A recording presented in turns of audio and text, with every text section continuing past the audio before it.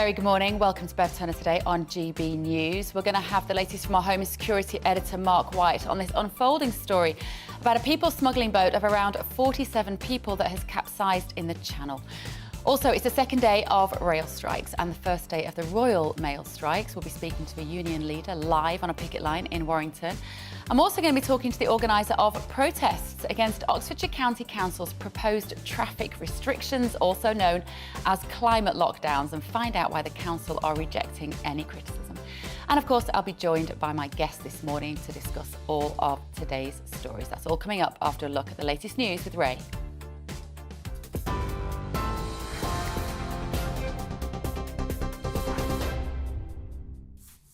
Thanks, Bev. Good morning. It's 1 minute past 10. Here's the latest from the GB newsroom. GB News understands at least 3 people have died after a migrant boat capsized in the English Channel.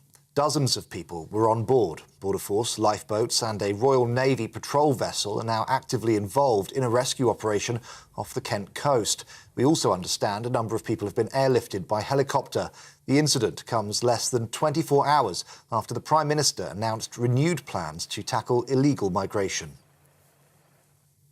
Inflation has fallen to 10.7%, down from 11.1% in October. The Chancellor, Jeremy Hunt, says getting inflation down is his top priority and plans are in place to reduce it by half. Despite the fall, Labour says the figure is still too high and shows the weakness of the UK economy. Around half of Britain's rail lines are closed today as RMT members stage their second day of strikes across the country. Thousands of workers at Network Rail and 14 train companies have walked out, leaving some parts of the UK with no train service at all. It's part of a long-running dispute over pay, jobs and conditions. It comes after the RMT rejected an offer of a 5% pay rise this year, with another 4% in 2023. Royal Mail is accusing the Postal Workers Union of holding Christmas to ransom as its members stage fresh industrial action over pay and conditions. It's after postal staff rejected what Royal Mail says is their best and final offer of a 9% pay rise over 18 months. General Secretary of the Communication Workers Union, Dave Ward, told us the pay offer is not genuine. We would accept 9% if it was truly 9%, and that means the full value of 9% on basic pay. The company are not offering 9%. If they were, I'm saying live on air now, we would settle that part of the dispute. We've made that clear to them. We put that in writing. And also, as part of that, by the way, we asked them if they were to confirm that, along with some job security commitments that we've spoken about, then we would have suspended today's strike. Well, the government is holding another Cobra meeting over the countrywide strike action taking place in the lead-up to Christmas. It's the second time that ministers, officials and military chiefs have met this week to discuss contingencies. Plans include using armed forces and civil servants to cover Border Force staff. Several industries plan to walk out over the festive period, including teachers, nurses and bus drivers. The SNP has announced plans to introduce a bill to allow Scotland to hold its own referendum on independence. The party aims to amend the 1998 Scotland Act, which details what Holyrood can and cannot legislate on. It comes almost a month after the Supreme Court ruled that Scotland cannot hold a second independence referendum without approval from Westminster. A man who killed and sexually assaulted law graduate Zara Alina in East London will be sentenced today. Jordan McSweeney had targeted more than one woman before he attacked the 35-year-old as she walked home from a night out in Ilford in June. He'd been released from prison just days before her murder and had been ordered to be returned by the probation service. Ukraine's air defence systems shot down 13 Iranian-made drones overnight as explosions were heard in the centre of Kyiv. The mayor of Ukraine's capital, Vitaly Klitschko, says universities and restaurants were struck, along with 2 office buildings. There's no information yet on whether anyone was killed in the attack. Festive shoppers are at greater risk of loan fee fraud this Christmas, according to the Financial Conduct Authority. Loan fee fraud happens when a consumer pays a fee for a loan that they never receive. The financial watchdog says they've seen a 21% increase in such scams compared to the previous year. And the Prince and Princess of Wales have released their official Christmas card. For our radio listeners, the image shows William and Kate walking along a path in Norfolk, hand in hand with their children, Prince George, Princess Charlotte and Prince Louis. It comes after the King and Queen consort released their own Christmas card image last weekend. You're watching GB News. We'll bring you more as it happens. Now let's get straight back to Bev.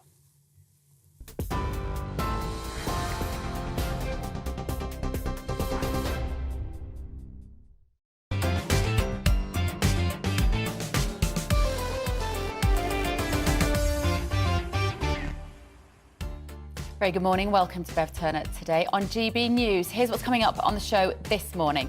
Nadia Faraj will be with me in the studio for the very latest on the migrant boat that has capsized in the Channel. GB News understands that 47 people were on board and at least 3 people are now known to have died. Our Home and Security editor Mark White will bring us up to date. And Conservative peer Lord Moylan and the former Labour MP Stephen Pound will join me in the studio to give me their take on the biggest news stories of the day. Of course, I want your views .uk or tweet me at GB News with your opinions on anything else that we're discussing this morning. Now, a migrant boat has capsized in the English Channel overnight, throwing dozens of people into the water. GB News understands that there were 47 people on board and at least 3 are now known to have died. Let's go to our Home and Security editor, Mark White, for an update from Dover. Good morning, Mark. Thank you very much for joining us this morning. What do we know? Do we know what time this incident happened and what is the latest? Well, this is still very much an active search and rescue operation. Now more than 6 hours after the drama began. It was just before 3 o'clock, we understand, this morning when the Coast Guard started receiving reports that a small boat had capsized. Now, we understand that almost 50 people were on board that small boat in the middle of the Channel, just off Dungeness. We're told that there are at least 3 fatalities. Those fatalities have been brought, we understand, to Dover Harbour. That search and rescue, as I say, still underway. Coast Guard helicopters are up looking over the Channel, as are Border Force vessels, lifeboats and the Royal Navy. Within the last hour, we understand that another couple of people have been spotted in the water. What we don't know, of course, is the condition of those individuals, but given the temperatures in the English Channel at the moment and the fact that they will have been in the water for more than 6 hours, it's not good. So that search and rescue operation still underway. We know, of course, that a significant number of people have been taken on board the Border Force vessels, on board the lifeboats and on board French fishing vessels which were there as well. We understand they were quite quickly on the scene. It will have taken, by the very nature of any sort of search and rescue operation, longer for the Border Force vessels, the lifeboats and other vessels to get to the scene, but those fishing boats helped out in the first instance and will have no doubt saved lives from those that capsized. Why this boat capsized, we don't know. The conditions are not too bad in the Channel this morning. We've had 2 days of weather conditions where it's pretty impassable for small boats. We had about 500 odd who came across over the weekend when conditions were a bit better. But at this time of the year, Bev, the weather conditions in the Channel are always very unpredictable. But what we do know, of course, is any time that they are almost passable, then the people smugglers will shove these boats out into the Channel. But if it's not the waves caused from bad weather that capsizes these boats, there's also the wakes that are created by these huge vessels that plough up and down one of the world's busiest shipping lanes, the container ships and the oil tankers, that create very hazardous waves that for a small boat can easily capsize these vessels. That will have to be determined in the fullness of time. What we have, of course, at the moment is this very active search and rescue operation, and coming less than a day after the Prime Minister announced a multi-pronged approach to trying to get to grips, get on the front foot and deal with these small boats that have come across in ever-increasing numbers, with some 45,000 people who've now crossed the English Channel so far this year. OK, thank you, Mark. Mark White there, down in Kent.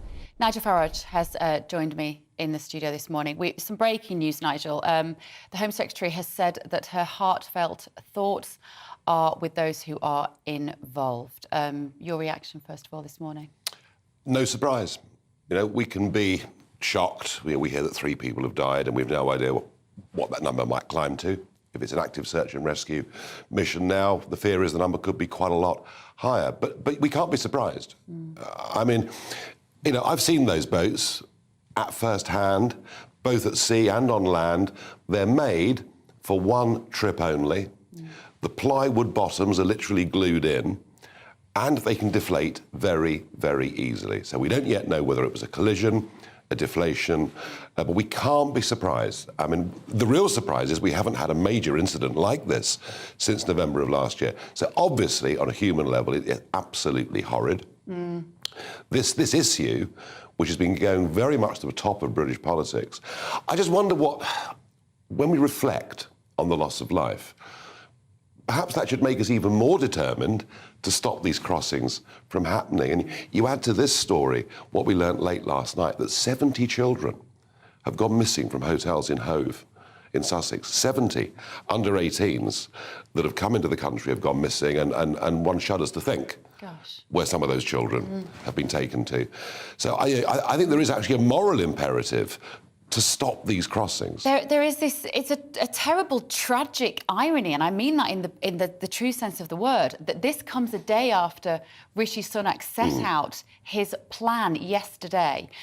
Let's just go back to yesterday. What were your thoughts on his ambitions? Because from where I was sitting, we already have a lot of these particular methods, do we not, to stop the crossing? So was it just a lot of words yesterday? Do you know what Rishi Sunak said? You can just wind the clock back to Boris Johnson saying that. You can wind it back even further to David Cameron saying, if you come here illegally, you won't be allowed to stay, and that's what the public want to hear, and that's what the Conservative supporting newspapers want to hear. In terms of substance, well, much of it was hopeless, you know. Oh, there'll be no more hotels. We're going to put you in Butlins instead. Well, big deal. We're going to put officers at Tirana Airport in Albania. Well, but they're coming across the channel in boats. That's not going to help. The big news was, you know, he did say that there would be deportations back to Albania because it's a safe country, and that would happen very quickly. Well, that's all well and good, but the problem is this. We have the Modern Slavery Act of 2015. So you've come from Albania, you claim to have been trafficked, even though you probably haven't. But you've got a legal problem there. You've got the Human Rights Act of 1998, which incorporates the European Convention on Human Rights into UK law. I do not believe we have any chance of stopping this unless we change the legislation that is there on the statute books. And thus far, you know, Priti Patel, Suella Braverman, they occasionally hint at this, but until they do that, this isn't going to change. And we're going to finish up this year, by the end of this year, perhaps towards 50,000 people that have crossed. And next year, the numbers could be higher. Why won't they do that, Nigel Farage? I'll tell you why. If you don't know the answer to that, nobody does. No, I do. Nobody understands this better than you. Oh, I do, absolutely. It's the same reason they never wanted to leave the European Union. The Conservative Party did not want to leave the European Union. They had to be kicked into it. If they leave the ECHR, there'll be condemnation from everybody that we're like 1930s Germany, we're a wicked, evil, dreadful country. If we attempt to redefine the 1951 UN definition of what a refugee is, and remember that was for a world in which a refugee was seen as somebody who might be killed because of who they were, what their religion was, their race was. They want to be popular on the international stage. Now, there is one way of solving this, and the Aussies did it in 2012. Tony Abbott as Prime Minister, they tried offshore processing, they tried all these things that we're talking about. In the end, do you know what they did? They took the boats, they towed them back to Indonesia. They were condemned by the European Union, condemned by the United Nations. The whole world said how beastly Australia was. But you know what happened? No more boats came. Absolutely. No more boats came. So we're going to have to do something in changing our law, in enacting that is going to make us unpopular for a period of time amongst the president of France won't like it, etc. But that's the only way we're going to solve this. Do you think these tragic events today, we don't know, latest reports are saying that perhaps there are 43 people who have been rescued alive but are in hospital at the moment. As you say, that death count may rise, let's hope not. Does this change that conversation today, the celebration? Well, does this now give her permission, is what I'm saying, in a sense, to change the rhetoric and to say we have to make this a less appealing option to people? Yes, and we're going to get Prime Minister's questions today, of course, and this will be the main part of PM. I mean, it was going to be a big part of PMQs anyway after the PM statement yesterday. Look, you know, Suella can say what she likes, Rishi Sunak can say what he likes. I repeat the point, unless we get to grips with legislation that is on our statute book, which is being used by lawyers through the courts to prevent deportations, unless we grasp that nettle, this won't stop. No. Absolutely. Well, we will, of course, bring you all the information as this unfolds today. A really sad story. 3 o'clock this morning, it looks like possibly one. Do we know one or two boats that went under? One boat, we think, which had, I think, at least 30 people on it. If 43 have been rescued and in hospital, and we know that 3 have already lost their lives, then who knows how many people were on that boat. And the rescue service is still there down in Kent dealing with this emergency. Now, after the break, thank you, Nigel, thank you for coming in. After the break, I'm going to be joined in the studio by Conservative peer Lord Daniel Moylan and the former Labour MP Stephen Pound to discuss Rishi Sunak's 5-point migrant plan. See you in a few minutes.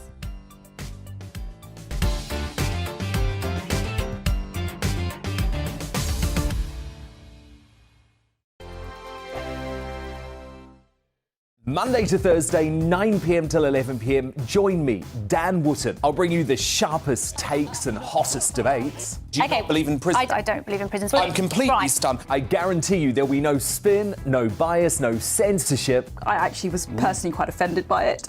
And no reason to go to bed. So I guess they've always been quite woke. That's Dan Wootton tonight on TV, radio and online. Monday to Thursday from 9 p.m. till 11 p.m. on GB News. The People's Channel, Britain's news channel. Every morning from 6 o'clock, we'll wake you up with GB News Breakfast with all the stories you didn't know from the night before. So whether it's serious news, entertainment, or your own views from all over our great nation, we're here to kick off your day with a smile. The national media should be reflecting and reporting what's happening here. You will notice the northwestern accents. Whether you're with us on TV, radio, or online, every morning, it's breakfast from 6 a.m. Hope you can join us. Join me every Sunday at 6 p.m. for Gloria Meets. In exclusive interviews, I'll be finding out who our politicians really are and what they really think. It's something that you would never want anyone to suffer. I didn't know what channels there were. I didn't think I'd be believed. I must have weighed about 7 stone and I'm 5'8". My instincts was to sort of cover this up. I mean, clearly that was a mistake. Join me every Sunday at 6 p.m. on GB News, the People's Channel, Britain's news channel. Hello there, it's Eamon Holmes here from Breakfast on GB News. We're not just on your television and your screens, you know. We're on DAB plus digital radio, so you can listen to your favourite shows on the move. If you've not yet listened to GB News Radio, it's very simple. We're on your radio player and tune-in apps, on your smart speaker, phone or tablet, or online at gbnews.uk. Take us with you wherever you go. GB News Radio. You never have to miss a moment of the People's Channel. My name's Tom Harwood and join me 9:30 a.m. every weekday for The Briefing, your one-stop shop for everything you need to know about what's going on in politics today. I wonder if this is a deal that might need to be like the biscuits in this factory, twice baked. Is there not an opportunity here to win out against the extremes? Tom Harwood, GB News. What are you going to do about it?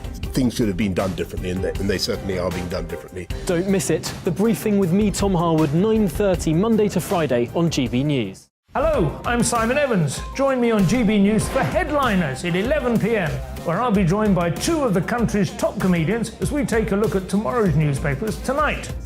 If it's a big story, we'll be covering it, I guarantee, but we'll also have some fun along the way. That's GB News Headliners at 11 p.m. We won't put you to sleep, unlike some of the other paper review shows out there. So join us, 11 p.m, 7 nights a week.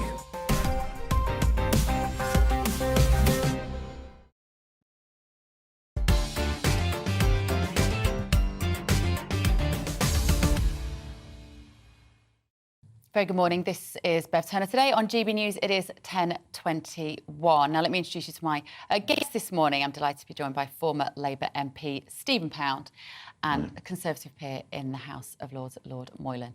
OK, there's one big news story this morning. Let's start with this story about the capsized boat in the Channel.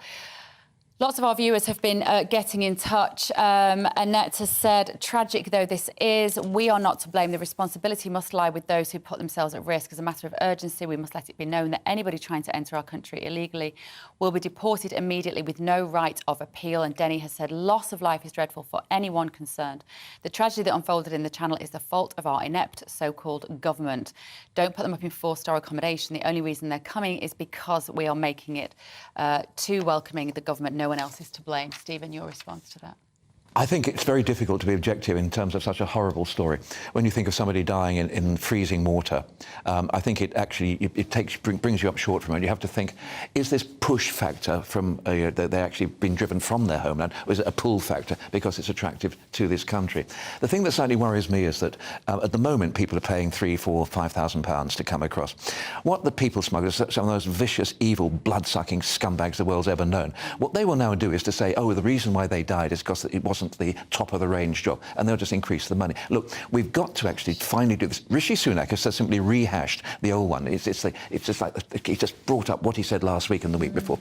What we need, firstly, we've got to actually collect the people together, fingerprint them, issue them with identity cards. I think would be a marvellous start. So at least we know who they are. And if someone is going to be deported, if somebody's from Albania or from a safe country, they shouldn't be wandering the streets, working in the car washes and doing those things. They should actually be detained and not necessarily in a high holiday camp in Pontins or something. Yeah. But, you know, we've actually got the areas to hold them in. So to actually come up with these specious rehashes is not doing anybody any favour, and it's not doing those poor souls who died in the freezing water south of Dungeness any favours. Well, Lord Moylan, you know, 3 years ago, when the Tories promised to control immigration after winning the election, they've resolutely failed to do so. Do you see today as a consequence of that failure of policy? Well, the Conservative Party said we put a new immigration system in place that would take back control of immigration. That was talking about legal immigration into this country.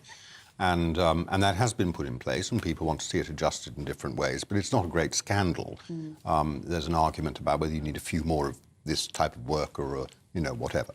So that's the normal sort of argument you'd expect to happen, and disagreement, and that can work itself out. This is something totally different. This is massive movements, very large numbers, movements of people across the continent and across continents, with a view always to coming to the UK. And we have to ask ourselves, does anybody come out of this with any credit? No. The government hasn't handled it well. And in some ways, we've continued to make it too attractive a destination, in my view. Secondly, you've got the what are called the people traffickers. They call themselves travel agents, basically. They're offering a service. We'll get you there. You pay the money and we get you there. You've got these people, but Stephen described them much better, very correctly, as evil scumbags. And they have a business. This is a business. And we're not even, it seems to me, putting a finger on disrupting that business model, which we need to do. And then you've got other countries on the continent through which they pass, who have succeeded morally, it seems to me, in washing their hands. I don't know whether you heard what Nigel Farage was just saying, though, about the fact that, well, Nigel was saying that unless we come out of the European Court of Human Rights, we will never have the muscle to powerfully turn people away and turn them back. And the reason the Tory government won't do that is because they want to be popular with other leaders on the global stage, and they don't like the fact that that would cast them as some sort of anachronistic government. What's your response to that? It remains a bit of a vanity project stopping the UK taking firmer issues? I don't think you need to come out of the European Convention on Human Rights. We do not have to follow the judgments of the European Court of Human Rights if we choose not to. And there's the well-known case of votes for prisoners. We've been told by the European Court of Human Rights that people in prison are entitled to a vote. We have an Act of Parliament which takes no notice of that. And there's no popular wish to give people in prison a vote. And we take no notice and nothing happens. And if we want to take measures here that say that people coming from certain countries, of course, it's not always easy to establish where they come from. We say, oh, we've got so many from Albania, so many from Iraq, whatever. They're all told by their travel agents to throw the passports away before they land. So we don't always know where they're actually coming from, these exact figures. But if we know people are coming from a country that has been agreed as a safe country, and there's a good question whether they should be coming here from France at all in that context. But let's say it's Albania. We have a system to take them back without a judicial process because we know they're Albanian, we're confident of that. Then, and the European Court of Human Rights doesn't like it, we're perfectly entitled to say, we've heard what you say, but we're a democratic, independent country. We're still in the convention, but we're not going to comply with that judgment. We've done it before. But this is the loophole that's being used, isn't it, Steve, in terms of the Modern Slavery Act? So the people traffickers are very good at advising. I think, how disgusting is it that a piece of legislation brought in for the best reasons of to actually crack down on people's is now being used by these people in those devious, dubious ways. Now, look, one of the problems, I used to deal with hundreds of immigration cases, and one of the problems we had was proving where somebody's from, as Daniel has just quite rightly said. People would say they were Kosovos, they were Albanians, they were Serbian Albanians, they were Kosovo Albanians. And what they're doing in Sweden at the present time is saying, look, it's not up to us to prove where you're from, it's for you to prove that to us. You prove it by speaking a local dialect or having some documentation. Sweden is deporting people to the South Balkans within 24 hours. Look, the one thing that drove me to distraction... Why can't we do that? The Home Office is... I mean, every Home Secretary I've known a few of them, has said the same thing. This is not fit for purpose. The Home Office? The Home Office. I mean, John Reid said it first of all, and I think everybody knows that. Look, if you make an asylum application in this country and keep your head down for 5 years, you then apply for something under the regularisation of overstayers legislation, and next thing you know, you've been granted citizenship. It's an absolute open door here. What we should be doing, do they? You know, and well, it's no good Rishi Sunak saying we're going to double the number of immigration officers. You know, we've got civil servants. Why on earth do we not have a system that works? Well, let's look at the 5-point plan that Rishi Sunak announced yesterday. He plans a small boats operational command, Daniel, which will use all available technology, including drones, and then prosecute more gang-led boat pilots. This is already done in some shape or form, isn't it? I can't see the significant changes. Well, I'm not sure. I mean, let's call them the travel agents, the people traffickers. Yeah. Do they actually have a rep on the boats that you could actually arrest?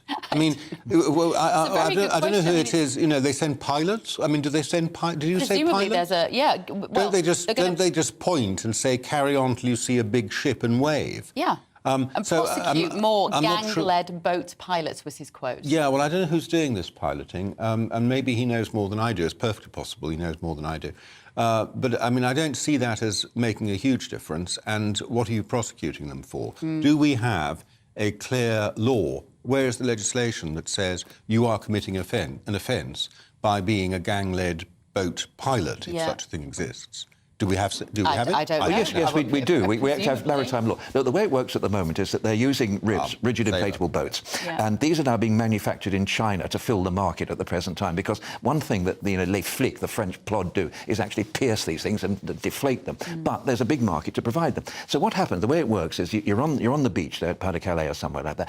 The guide, whoever it is who's in charge, will fill the boat with diesel fuel and will be taken off as they approach the British shores. However, under maritime law, for a commander of a vessel to actually endanger his or her crew is a crime. It's an international crime. You could use that. You could use that legislation, but we don't use it. We don't. All we do is wring our hands, and when something like this happens, it's on the front pages for a couple of days. Well, I think this issue is going to be on the front pages for a bloody long time, because it is now so bad, and the people in the street are just saying, what on earth is it? Are we utterly incompetent? The person in Whitehall doesn't know best anymore. There was a time when the civil service was expert and efficient and professional.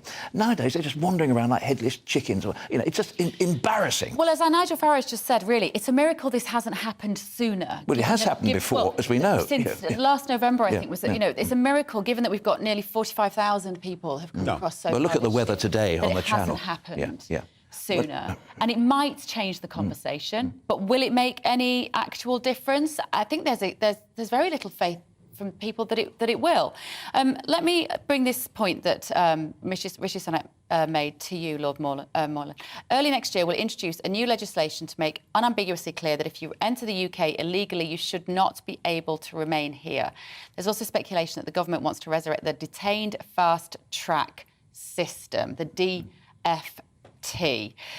Do you know much about the DFT? I don't. That didn't. Do you know much? Yes, about I do. DFT? Yes, that got thrown out as well as being illegal, didn't it? In the end. Well, no, it's subject to a challenge at the moment. It's still, subject to a current challenge, but it simply doesn't work that way. That's the real difficulty. Look, what they're saying is that if you enter the country illegally, you will never be granted British citizenship.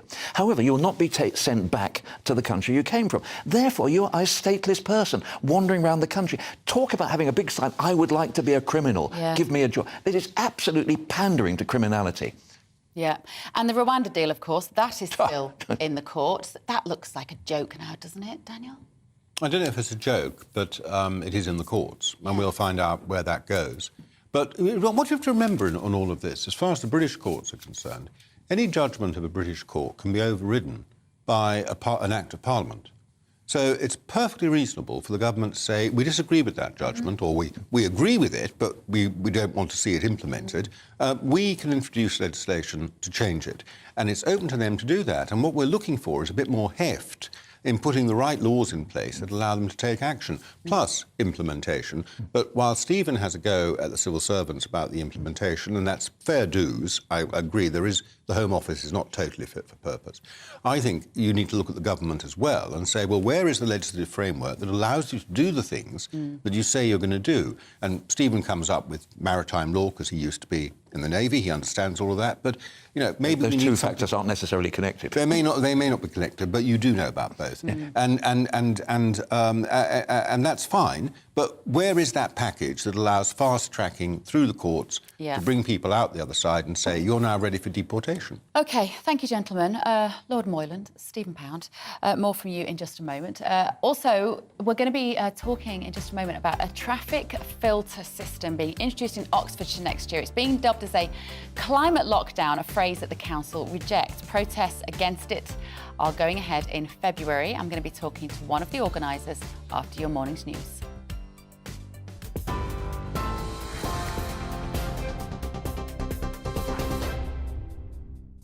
(33:10). I'm Ray Addison in the GB Newsroom. GB News understands that at least 3 people have died after a migrant boat capsized in the English Channel. Dozens of people were on board with Border Force lifeboats and a Royal Navy patrol vessel, all involved in the rescue operation off the Kent coast. The Home Secretary has called the incident distressing and said she's being kept constantly updated. The incident comes less than 24 hours after the Prime Minister announced renewed plans to tackle illegal migration. Inflation has fallen to 10.7%, down from 11.1% in October. The Chancellor, Jeremy Hunt, says getting inflation down is his top priority and plans are now in place to reduce it by half. Despite the fall, food inflation is still rising, hitting a 45-year high last month of 16.4%. Around half of Britain's rail lines are closed today as RMT members stage their second day of strikes over pay, jobs and conditions. Thousands of workers at Network Rail and 14 train companies have walked out, leaving some parts of the UK with no train service at all. It comes after the RMT rejected an offer of a 5% pay rise this year with another 4% next year. Royal Mail is accusing the Postal Workers Union of holding Christmas to ransom as its members stage fresh industrial action over pay and conditions. It's after postal staff rejected what Royal Mail says is their best and final offer of a 9% pay rise over 18 months. We're on TV, online and on DAB+ radio. This is the People's Channel, GB News. Bev will be back in just a moment.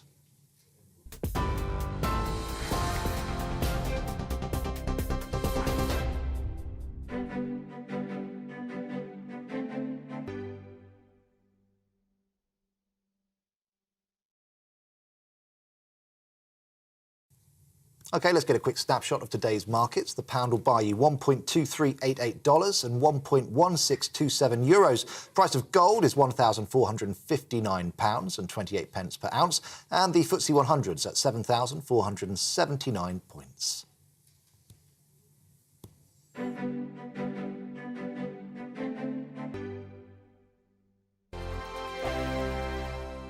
We are GB News, and we'd like to say thank you to each and every one of you for bringing us your conversations, for helping our great nation find its voice. We are here for you on radio, television, and online, across England, Scotland, Wales, and Northern Ireland. It's not the BBC, you actually get your facts right. We are proud to be GB News, the People's Channel, Britain's news channel.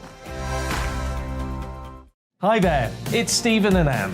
At breakfast from 6 a.m, you'll always be caught up with everything you need to know, the latest headlines, opinions and debates. We'll bring you the good news and the bad, but most of all, we're here for you. Remember, send in your views and let us know what you would like us to talk about.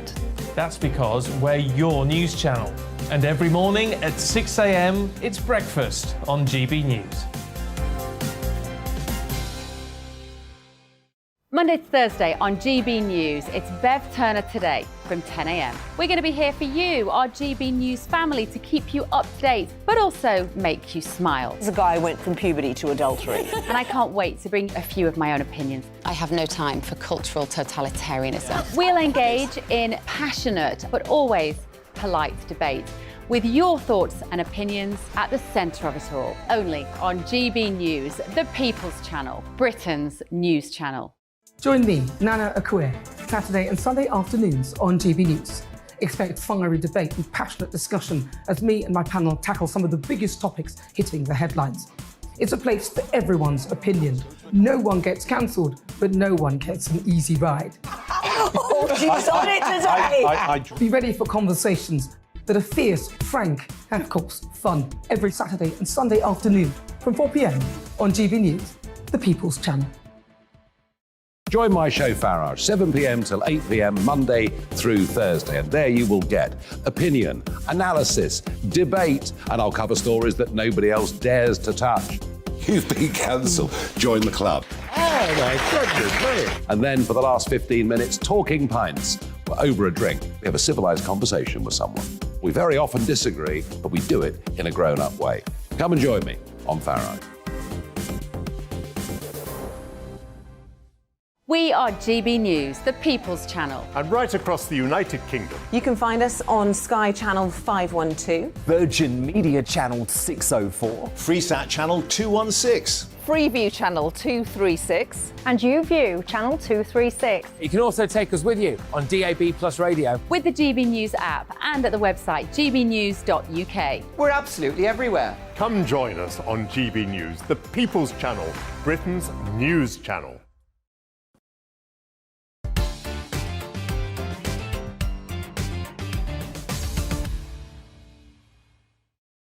Very good morning, it's 10:38. This is Bev Turner today on GB News. Thank you for joining me.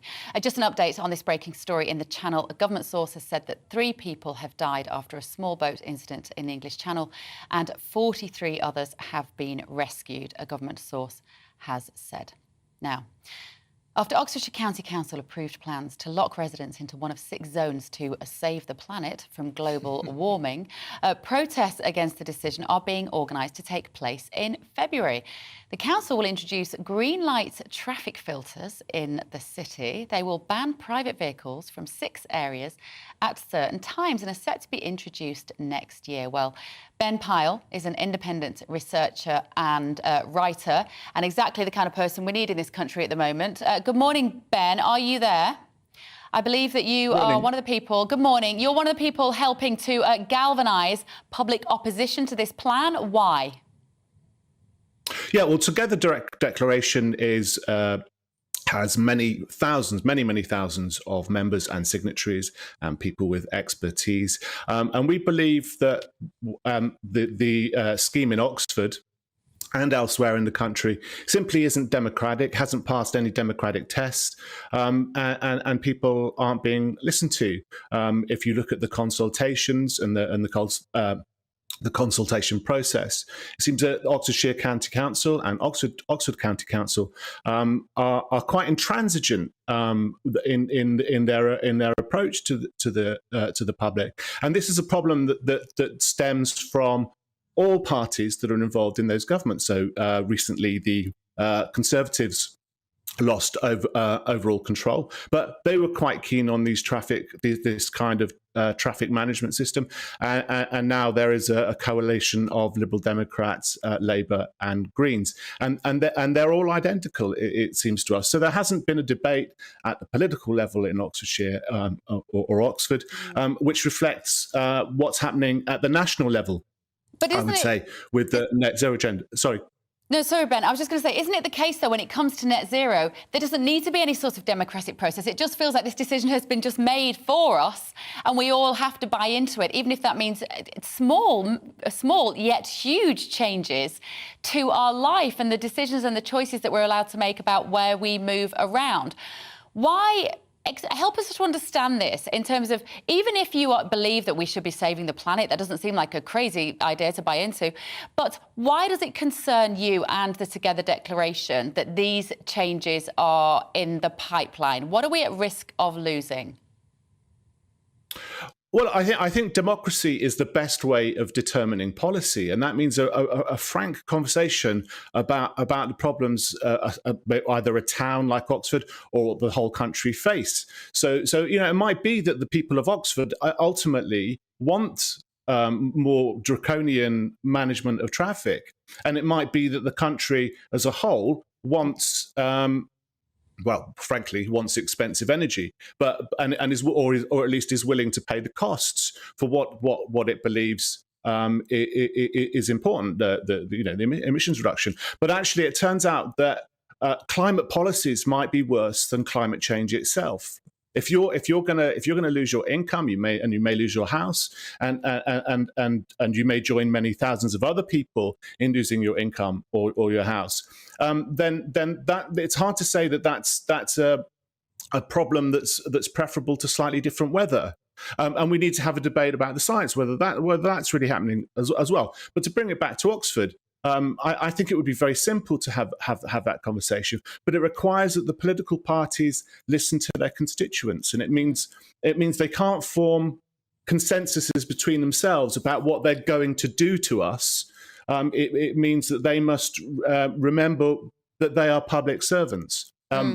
And that's the principle that Together Declaration, which is organising a lot of events in Oxford next year, hopes to reassert. Now, Ben, the council say that traffic filters have been part of Oxford's transport strategy since 2015. They are just a tool to reduce traffic congestion in Oxfordshire.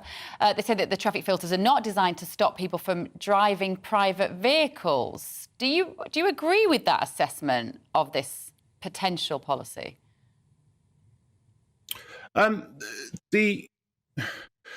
I think that Oxford's a complex place. Well, it's not complex. It's a small city, and there are it meets in the middle at a crossroads of four, right? So there's a lot of potential for people. Most people probably do walk or cycle to get around, right? So that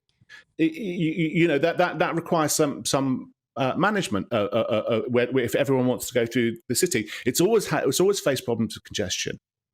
And its politicians have always sort of been very keen on reducing people's usage of cars across the city and around the city. But again, I return to the point, and there has to be a conversation, right, and with the public about how that goes ahead.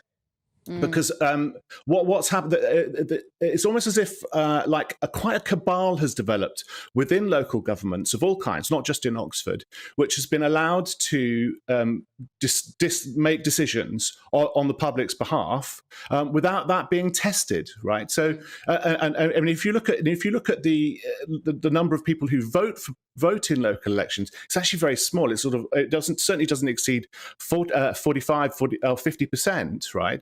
And in some places it's as low as 12% within the county and within the city. So if there's a winning party or even a winning coalition, it's only got the support of a fraction of the number of people that would sort of not typically qualify as a majority, right? So Oxford it has been quite a green place. It's produced MEPs like Caroline Lucas and writers like George Monbiot, and so there is quite a green core to the city. But I'd say people have been pushed out of politics at the local and national level, and that's allowed this green ideology to fester within local civil service and local government, and so now we're facing the situation where there is an antagonism, a growing antagonism, which has maybe reached something of a tipping point between the public and the local authority, and that's Ben, not for the good. That's not. Just last word then. Can you tell us when the protest is planned for, and if people want to join you, what do they need to do? Where can they find out information? So I don't know. Together I don't know if the Together Declaration is organising a protest. We're organising events. So I think it's probably for the people of Oxford to organise protests. We're going to be holding debates and talks and so on and so forth in Oxford and in other places because we're a national organisation, so people can find out what's going to be happening by looking on the Together Declaration website or the Twitter feed. Okay, thank you, Ben. Ben Pyle there. I'm going to ask you, Lord Moylan, because you kind of know quite a lot about this, don't you? How is it going to work, and what's the logic behind it? Because I think you can apply, if you're a resident, you can apply for a permit so you can use your car in these zones for more than 100 days a year, which is what your limit, I think, will be. I like Ben. I'm interested in where these policies come from, and I chair the Select Committee in the House of Lords that includes transport in its remit. So I have actually spent some time looking at this, and it's actually up and down the country. Towns and cities up and down the country are setting themselves targets to reduce private vehicular traffic mileage by between 25 and 30%. So where's that number come from? So I asked the Minister, is this coming from the government? Nothing to do with the government, this. Nothing to do with the government. These are all local decisions. So you dig further into it, and what you actually find is that there are academic studies showing that if you're going to hit the government's interim net zero target for 2030, you're going to have to reduce private vehicular traffic by between 25 and 30%. Right.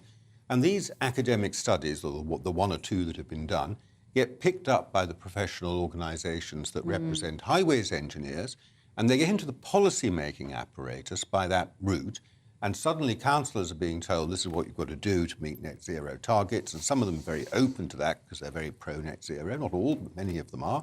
And all of a sudden you find you've got these really very draconian policies, because to make that reduction, even if people are switching to because I say to them, but if people switch to electric vehicles, you wouldn't have a net zero effect, you wouldn't need to do this, you see.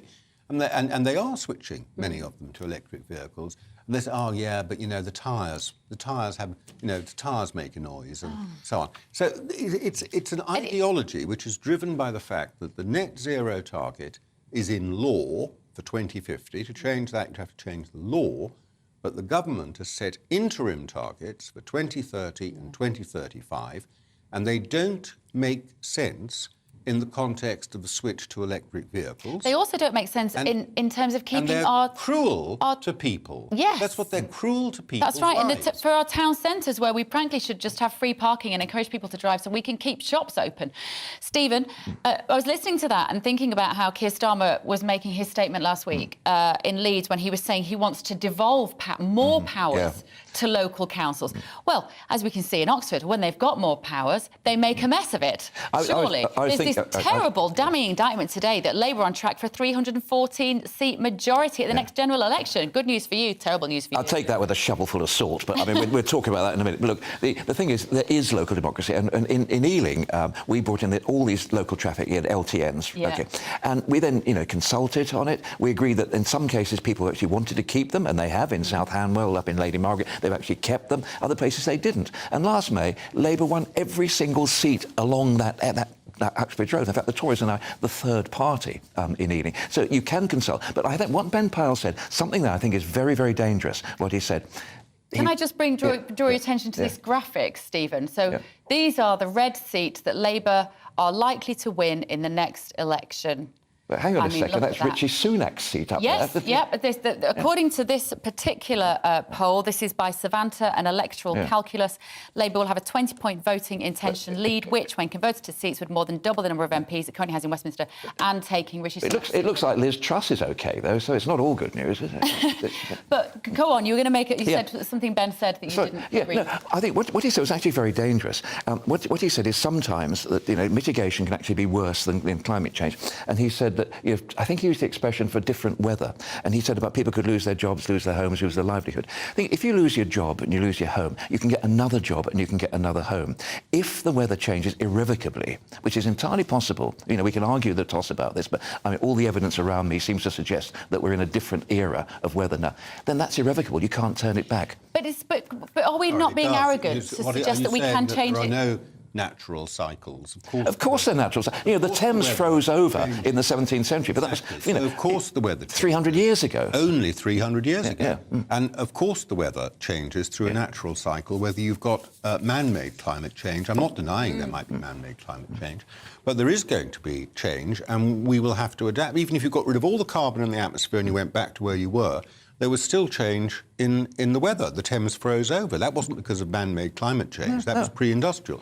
Okay, so what do? You adapt. You see, what I've always thought is that if I lived on a beach and I thought the sea was going to rise, I could do a couple of things. I could move inland. I could put the house on stilts. I could build a seawall. Okay, what I wouldn't do is go down to the beach and say to the sea, "Oh, sea, if I give up the motor and stop the cows farting, will you leave me alone?" Well, don't forget, a lot of that's the approach we're taking, when we should be taking the approach, like the Dutch. The Dutch have shown us you can build land out into the sea and make new land, and it's permanent new land. Danny, what we're saying is, we've got to force massive changes on people with no explanation. All we do is we wave this climate alarmism at them and say, "You're all going to die."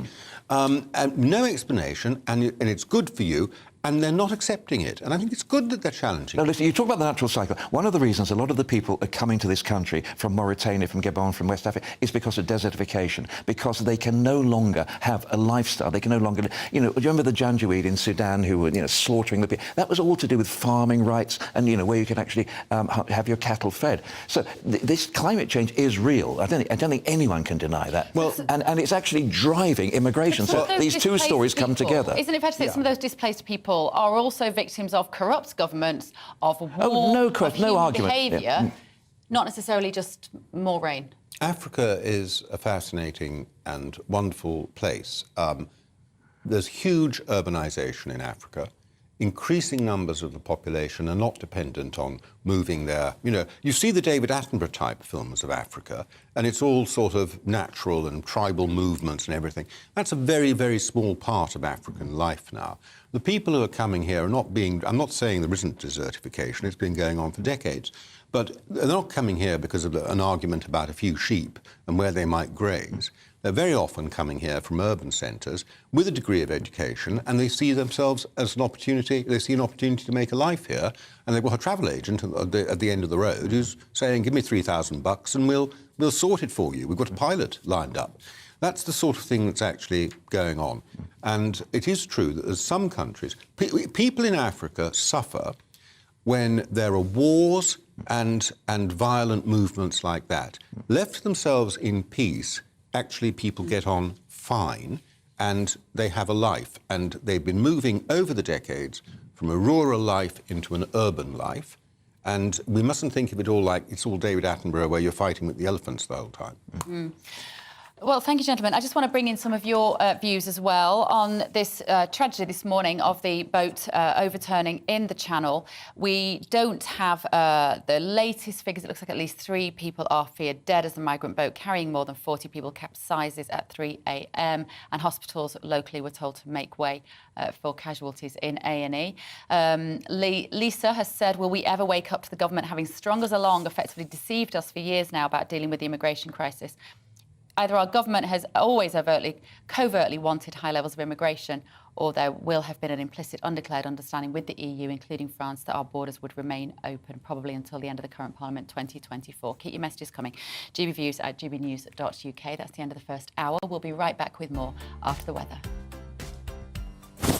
Alex Deakin here with your latest weather update. It is another cold one today. Many places seeing plenty of bright winter sunshine, but we do still have some snow showers and ice is a continued risk. And it's still very windy in Shetland. It's low pressure. Look at the isobars squeezing together. Very windy conditions in Shetland, blustery right across northern Scotland. Further snow showers here. Mild air, try to get into the southwest through the night, and there's some rain from these weather fronts across the Channel Islands. But otherwise, it is mostly dry, quite cloudy at times across parts of eastern England, and snow showers coming in across northern Scotland with that gusty wind, and a few wintry showers just affecting eastern parts of England and northern parts of Northern Ireland, so it could be icy here as temperatures stumble to get up to 3 or 4 Celsius, and many places staying at 1 or 2 degrees.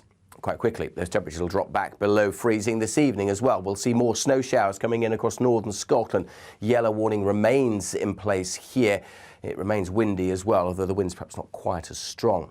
For many, again, it's just a clear, cold night. There could be some mist and fog, and temperatures will tumble, even in towns and cities. Look at that, Birmingham, -5 Celsius. Negative double figures where there's any snow lying on the ground. And where we've got showers, again, it could be icy parts of Northern Ireland, northeast England, along with these showers continuing across northern Scotland. That continues through Thursday, so we could see, as I say, a further covering of snow over northeast England, parts of Northern Ireland, and especially northern Scotland. But for most, it will be another sunny but cold day, with temperatures struggling to 1 or 2 degrees in most places. Again, likely to turn icy as things freeze up during Thursday evening as the map turns blue once more.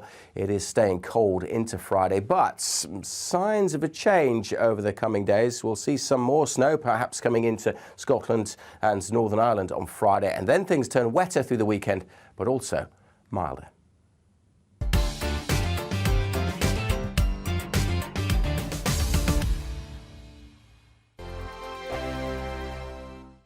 Monday to Thursday nights on GB News. At 6, it's Dubes & Co. 7 o'clock, Farage. At 8, join Mark Stein. And at 9, Dan Wootton Tonight, followed by Headliners. On TV, radio and online. This is GB News.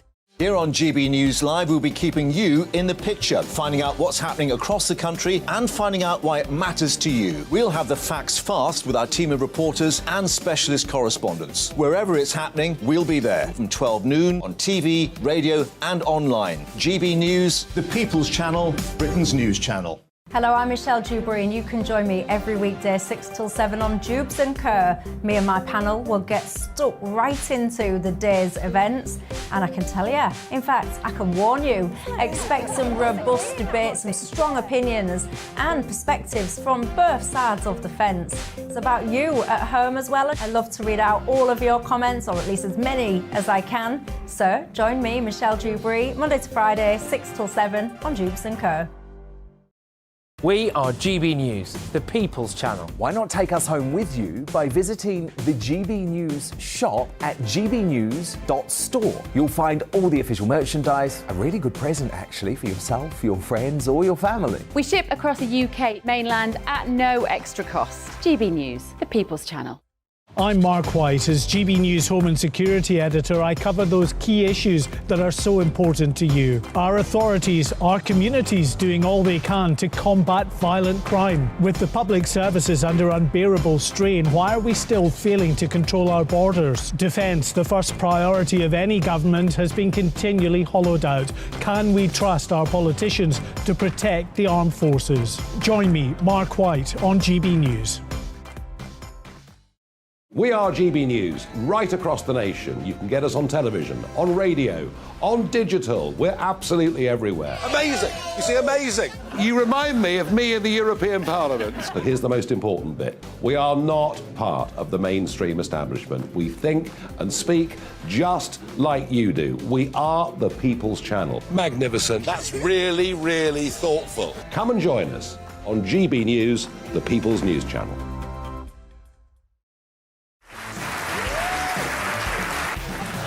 My name is Andrew Doyle. Join me every Sunday evening at 7 p.m. for Free Speech Nation. This is a show where we address current affairs and news stories of the week with the help of two wonderful comedian panellists. I brought in comics because I want to give it a lighter edge, and also they work for less. See you there.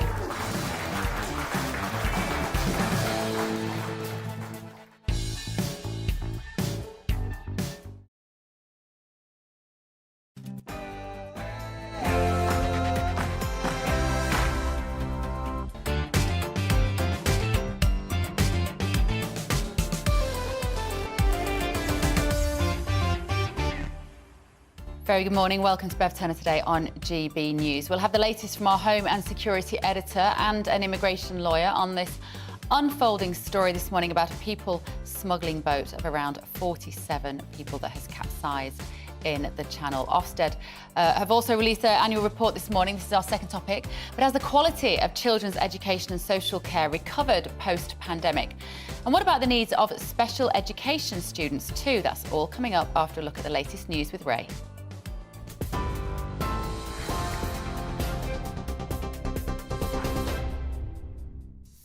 Thanks, Bev. 1 minute past 11, here's the latest. 3 people have died and 43 have been rescued after a small boat incident in the English Channel. Border Force, lifeboats and a Royal Navy patrol vessel are now actively involved in a rescue operation off the Kent coast. We also understand that a number of people have been airlifted by helicopter. The incident comes less than 24 hours after the Prime Minister announced renewed plans to tackle illegal migration. Home Secretary Suella Braverman will make a statement in the Commons on the issue at around 12:30. Former Brexit Secretary David Davis told us the bigger deterrent for migrants would be for them to pursue their own claim from their own home. The people who have got a claim, let us say an Afghan who's maybe been a translator for the British Army in Afghanistan during the war there, and now, of course, will be a subject of oppression by the Taliban government, where he and his family have got, in my view, almost an absolute right to come here. Similarly, we might choose to offer not asylum, but succour and support to Ukrainians. We can't do any of those things if our resources are completely mopped up by people who are basically abusing the system. Inflation has fallen to 10.7%, down from 11.1% in October. The Chancellor, Jeremy Hunt, says getting inflation down is his top priority and plans are in place to reduce it by half. Despite the fall, Labour says the figure is still too high and shows the weakness of the UK economy. Around half of Britain's rail lines are closed today as RMT members stage their second day of strikes across the country. Thousands of workers at Network Rail and 14 train companies have walked out, leaving some parts of the UK with no train service at all. It's part of a long-running dispute over pay, jobs and conditions. It comes after the RMT rejected an offer of a 5% pay rise this year, with another 4% next year. Royal Mail is accusing the Postal Workers Union of holding Christmas to ransom as its members stage fresh industrial action over pay and conditions. It's after postal staff rejected what Royal Mail says is their best and final offer of a 9% pay rise over 18 months. General Secretary of the Communication Workers Union, Dave Ward, told us the pay offer is not genuine.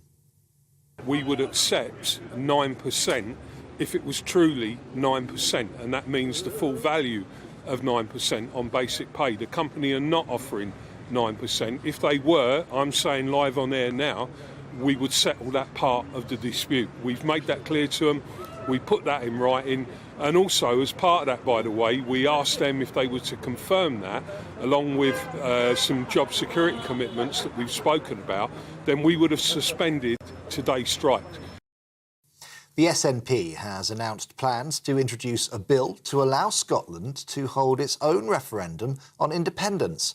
The party aims to amend the 1998 Scotland Act, which details what Holyrood can and cannot legislate on. It comes almost a month after the Supreme Court ruled that Scotland cannot hold a second independence referendum without approval from Westminster.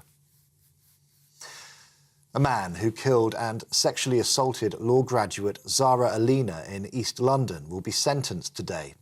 Jordan McSweeney had targeted more than one woman before he attacked the 35-year-old as she walked home from a night out in Ilford in June. He'd been released from prison just days before her murder and had been ordered to be returned by the probation service.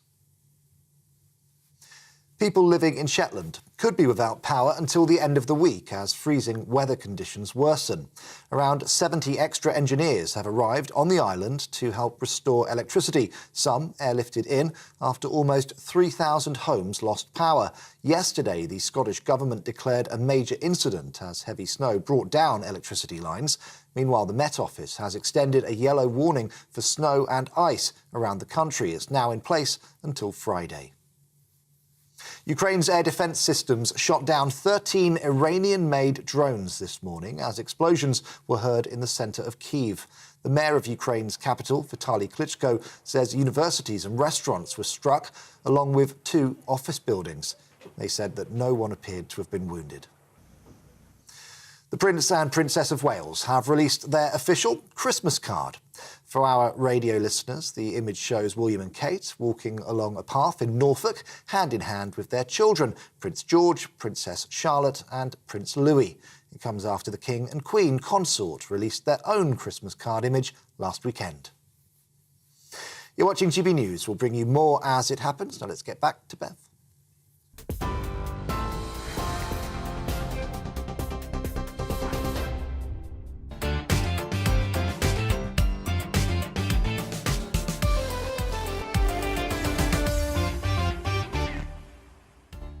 Very good morning. Welcome back to Bev Turner today on GB News. If you're just joining us, 3 people have died and 43 have been rescued after a boat carrying migrants overturned in the Channel. We'll be bringing you the very latest news from Dover and talking about how the government can get on top of this issue once and for all before more people tragically lose their lives. Also, are schools in crisis? This comes as Ofsted released their annual report, warning recruitment still remains a frustration for schools, but how is children's education being impacted post-pandemic? And I'm going to be joined by my 2 guests this morning. In about 30 minutes, take a look at the day's biggest stories. Is Mick Lynch losing support as it's emerged rail workers are losing up to £5,000 for his strikes? And of course, this show is nothing without you and your views. So do email me, gbviews@gbnews.uk, or tweet me at gbnews to give me your opinion on everything that we're discussing this morning.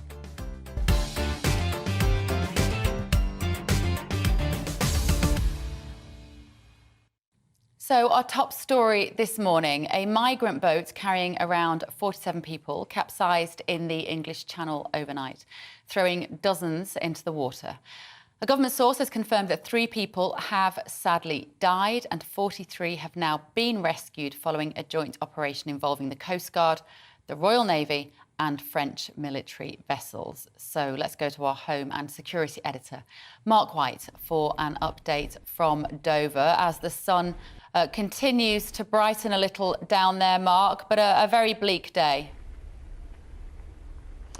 Yes, and that search and rescue operation is still underway. It began before 3 a.m. With reports that people had gone into the water, either a boat had capsized or partially deflated. Rescue services rushed to the scene, as did local French fishing boats that were closer in. Now, those French fishing vessels, we understand, were able to pull some people to safety. Then, of course, Border Force, the lifeboats, a Royal Navy patrol boat, HMS Severn, all managed to get to the area, along with 2 Coast Guard helicopters. And we're told that some people were transferred from the small boat itself, which was still at least partially inflated.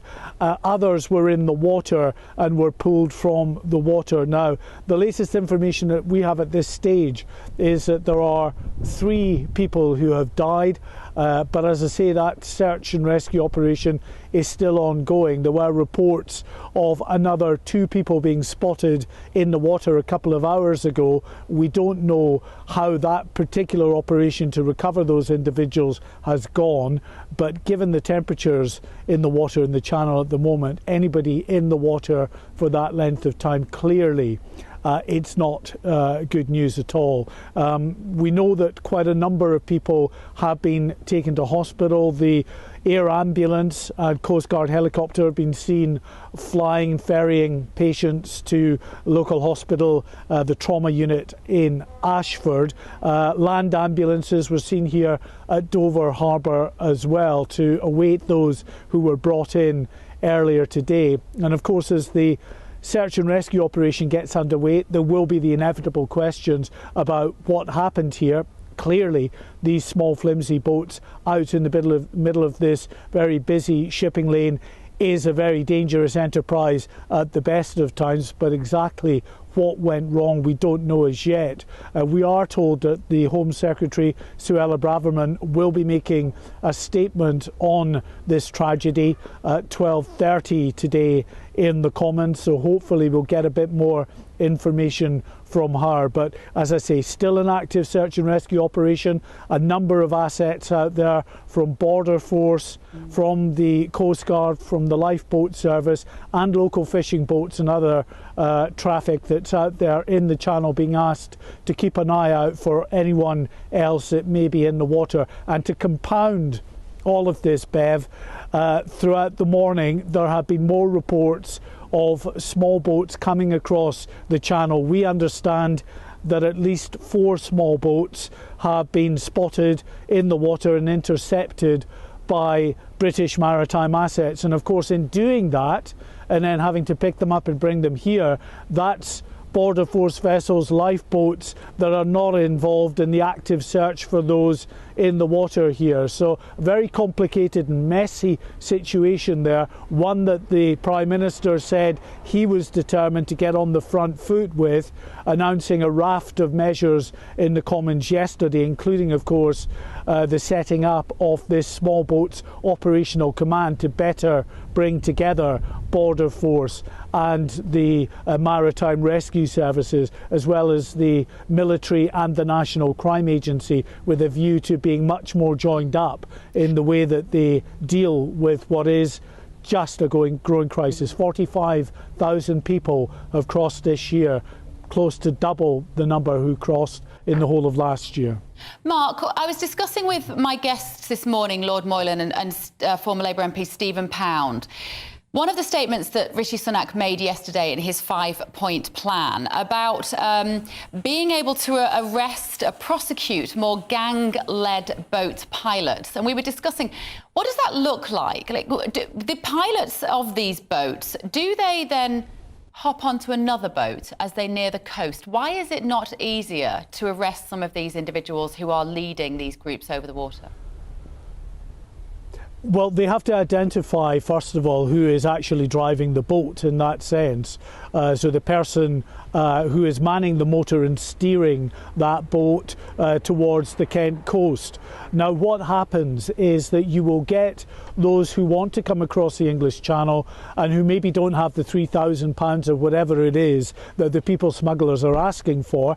So a deal is done and they are given a reduced ticket price, or they are allowed to cross for free if they become the pilot. But of course, in becoming the pilot, you leave yourself open to prosecution. There have been about 100 people who've been arrested since a change in the law earlier this year to make it an offence to cross the channel illegally. And so they're not arresting everyone that's coming across illegally, but those that they can identify that are actually driving the boats and coming across in the pay, if you like, of the people smugglers, they're being arrested. So that's what's happening, Bev, in terms of the pilots. Interesting. Thank you for clarifying that, Mark. Thank you. We'll be back to you, no doubt, this morning as this story unfolds. Mark White there down in Kent. So joining me now to discuss this a little further is UK immigration lawyer Harjap Singh Bangal, and from Migration Watch UK, Alp Mehmet. Welcome, gentlemen. Morning. Just your responses first from both of you on this news. Harjap, if I can start with you.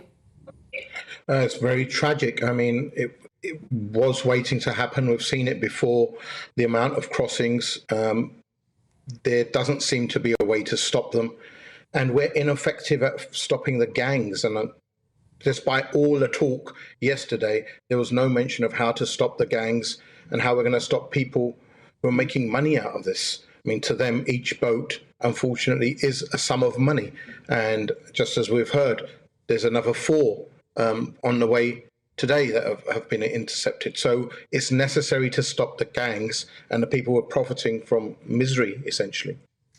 Thank you. Our viewers have been getting in touch, Alp, Mehmet, and Nick has said this is what happens when governments are weak, opportunistic and faff about. It's a succinct assessment. I think a lot of people feel that way.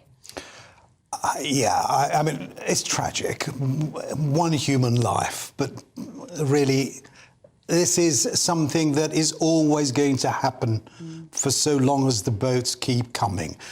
And why it's imperative that the government does everything possible to make sure that they stop. So for so long as people think that having arrived in this way, they can get to stay, I'm afraid that they will continue to come. It's got to stop. As a lawyer, Harjap, how do you think this will change the thoughts of people looking to come over here this morning? You know, from now on, we know that there's a lot of feeling that our policy here is not sufficient deterrent.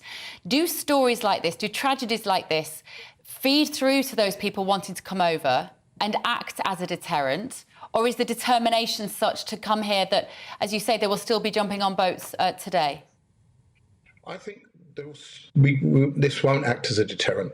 It might do a few to a handful of people. However, to the majority, they won't, because they're sold such a story by the people trafficking them. And they're told, actually, you can't get to any visas in the UK. You can't get to any safety in the UK until you land there. And they're the only ones providing the service of doing that, of sending the people over. So the people who want to get to the UK will come regardless and are using these services. We have to cut off the gangs, and these gangs are well organized, they're sophisticated, but they're using the same routes for the last 20 years. They get on at the same place, they send a boat to the same place, they're using the same methods. Earlier on, they used to use lorries, in the 2000s era, and now they're using the boats. And it's quite astounding that the fact that Interpol, the UK Armed Forces, the SAS, UK intelligence, MI5, the French intelligence, and in fact, all of the Europe's intelligence and security forces put together, including the border force, cannot catch these people or stop these people. So, I mean, is there an unwillingness there, or are they just incompetent enough? What is the purpose of our security, our border forces, our armed forces? Surely we can go and pick up a fugitive like Bin Laden from a village in Pakistan.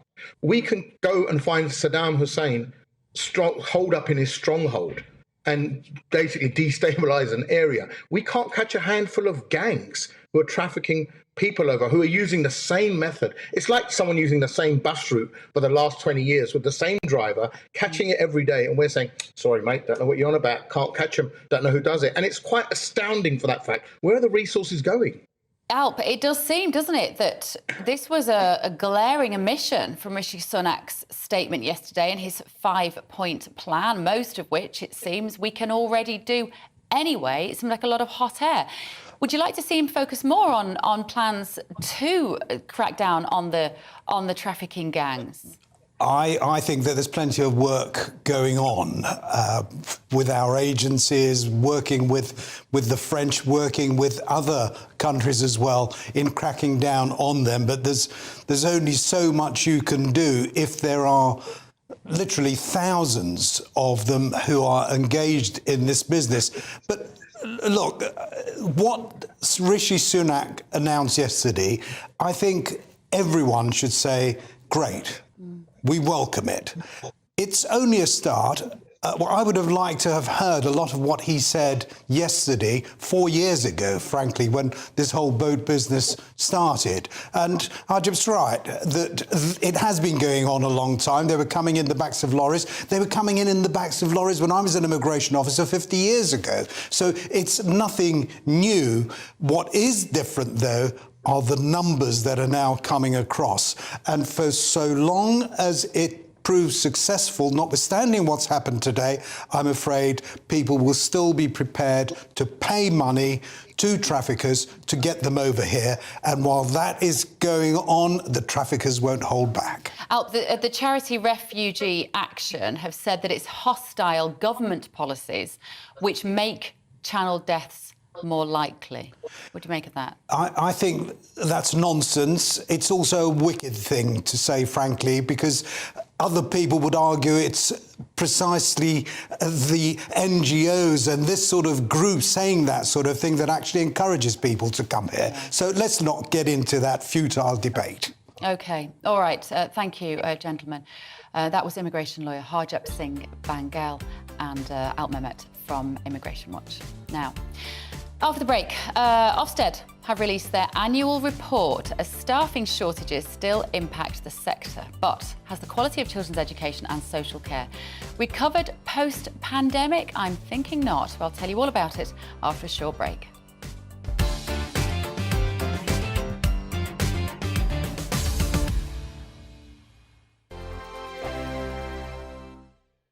I'm Mark Dolan. Join me at 11 on GB News for Headliners, in which I'll be joined by two of the UK's top comedians discussing tomorrow's papers. If it's an important story, we'll cover it, but we'll have some fun along the way. Headliners, the late-night paper review that won't send you to sleep like the others will. 7 nights a week at 11 p.m. on GB News.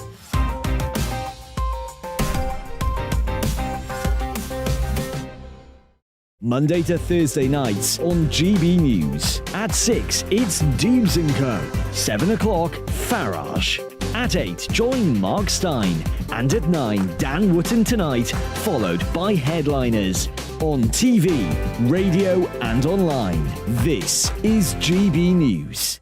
Monday to Thursday, 9 p.m. till 11 p.m. Join me, Dan Wootton. I'll bring you the sharpest takes and hottest debates. Do you not believe in prison? I don't believe in prisons. I'm completely stunned. I guarantee you there'll be no spin, no bias, no censorship. I actually was personally quite offended by it. And no reason to go to bed. So I guess they've always been quite woke. That's Dan Wootton Tonight on TV, radio and online. Monday to Thursday from 9 p.m. till 11 p.m. on GB News. The People's Channel, Britain's news channel. Join me, Lawrence Fox, on GB News. Frank, fun, fearless, and sometimes serious. Much as I love a Friday night punch-up, what I really want is a battle of ideas. I want to look at things differently. I want to hear different voices and engage with your unique experiences. Every Friday at 7 p.m. on GB News.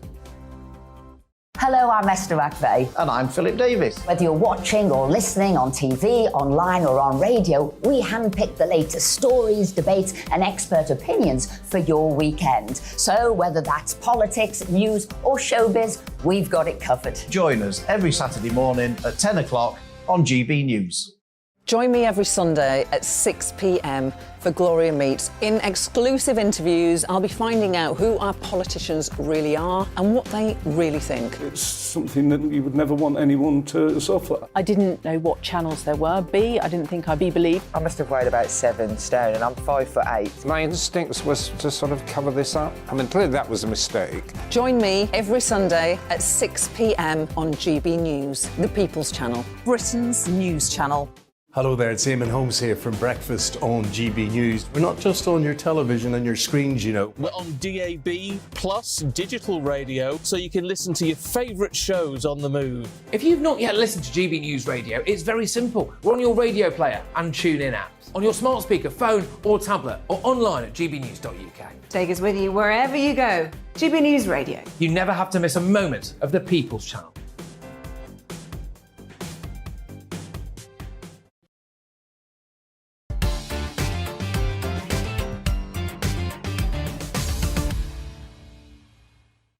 Very good morning, it's 11:24. This is Bev Turner today on GB News. Now, they've gone largely unnoted, but I wanted to put some attention on them this morning. Ofsted's latest report is arguing that staffing shortages in the education sector have compounded the problem of children's delayed development during the pandemic. Over 1 million children have special educational needs in England. So what impact has the pandemic had on their educational journey? Well, I've got a viewer here, Annie Simpson, a parent who cares for her daughter with special educational needs. Thank you, Annie, for joining me. So I think these numbers on a page always look very interesting, don't they, when you see these sorts of reports from Ofsted. Over 1 million children in England receive SEN support. It includes state-funded nursery, primary, secondary special schools, non-maintained special schools, pupil referral. But I think where this comes to life is when you hear actual human stories of what this is like for parents. So what is the situation like now in schools for kiddies with extra needs? And how does that compare to, say, when your daughter was... How old is your daughter now? 11. So she's 11. So when she first started at school in reception, has it got better? No, it's got significantly worse. I think what happens is... I think, firstly, my story is the same as many parents. And so it is representative of what's going on. But, you know, what happens is that children start in reception, and as the demand increases, they become less able to cope within those mainstream environments. And schools are reluctant to apply for EHCPs because it takes up a lot of work. And then they do so begrudgingly.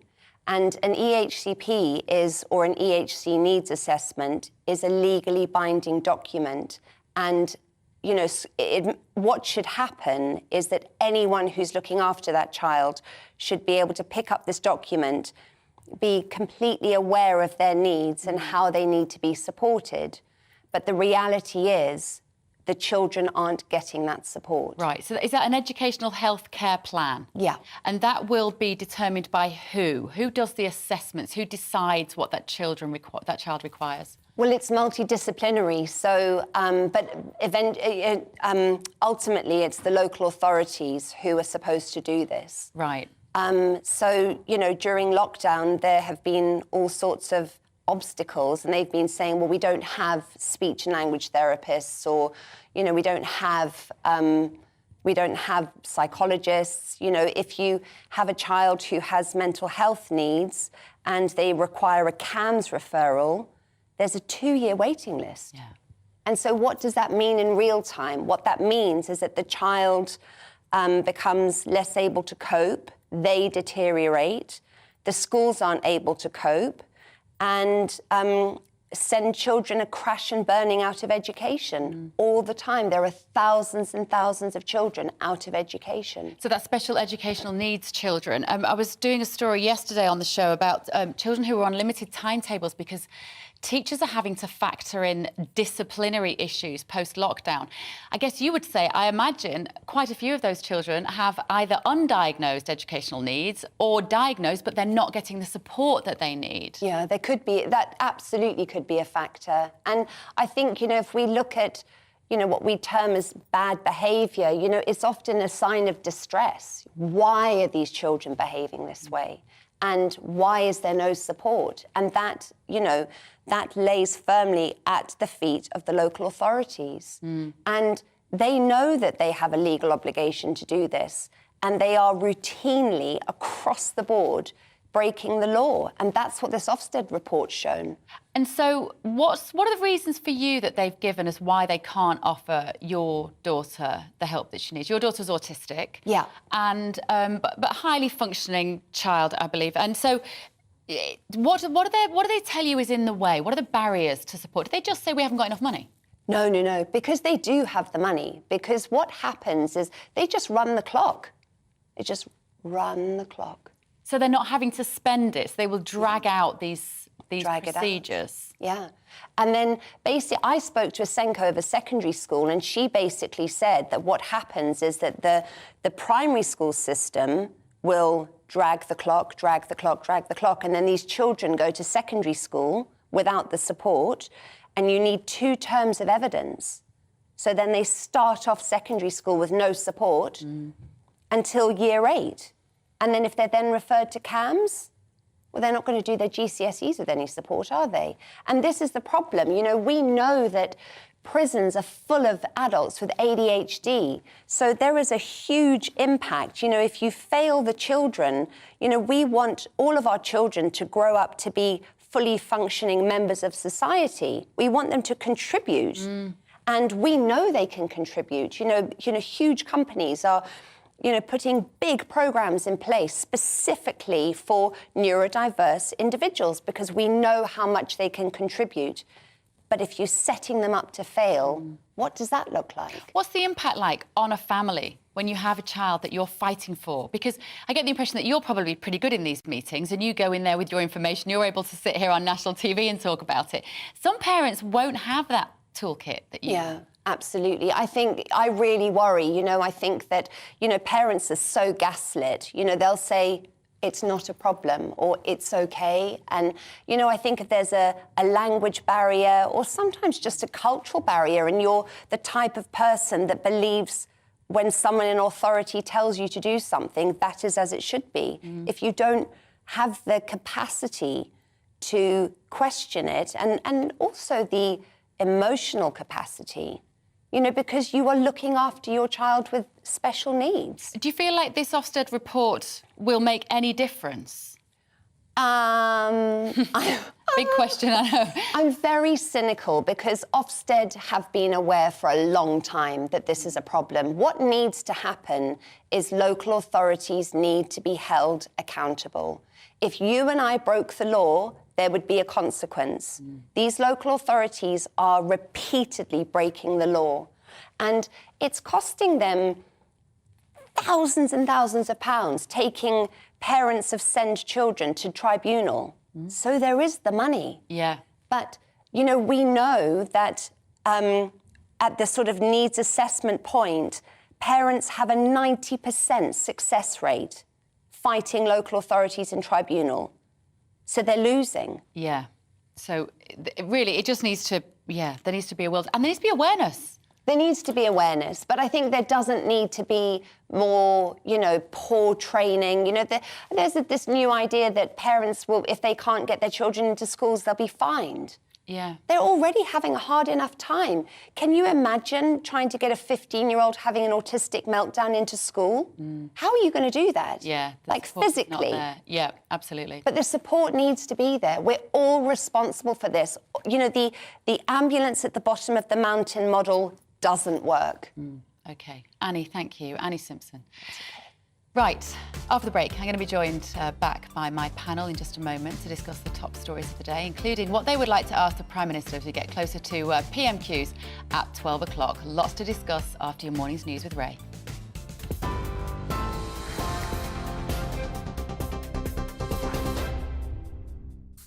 Thanks, Bev. It's 11:32. Here's the latest from the GB newsroom. 3 people have died and 43 have been rescued after a small boat capsized in the English Channel. Border Force, lifeboats and a Royal Navy patrol vessel have been actively involved in the rescue operation off the Kent coast. The incident comes less than 24 hours after the Prime Minister announced renewed plans to tackle illegal migration. The Home Secretary, Suella Braverman, will make a statement in the Commons at around 12:30. Inflation has fallen to 10.7%, down from 11.1% in October. The Chancellor, Jeremy Hunt, says getting inflation down is his top priority, and plans are now in place to reduce it by half. Despite the fall, food inflation is still rising, hitting a 45-year high last month of 16.4%. Around half of Britain's rail lines are closed today as RMT members stage their second day of strikes across the country over pay, jobs and conditions. Thousands of workers at Network Rail and 14 train companies have walked out, leaving some parts of the UK with no service at all. It comes after the RMT rejected an offer of a 5% pay rise this year, with another 4% next year. Royal Mail is accusing the Postal Workers Union of holding Christmas to ransom as its members stage fresh industrial action over pay and conditions. It's after postal staff rejected what Royal Mail says is their best and final offer of a 9% pay rise over 18 months. General Secretary of the Communication Workers Union, Dave Ward, told GB News the pay offer is simply not genuine. And the number of people who died in an explosion at a block of flats in Jersey has now risen to 8. The island's police says formal identification has yet to take place and one resident is still missing. The cause of the blast, which happened in the early hours of Saturday morning in St Helier, is still under investigation. On TV, online and on DAB+ radio, you're watching the People's Channel, GB News. Bev will be back in just a moment.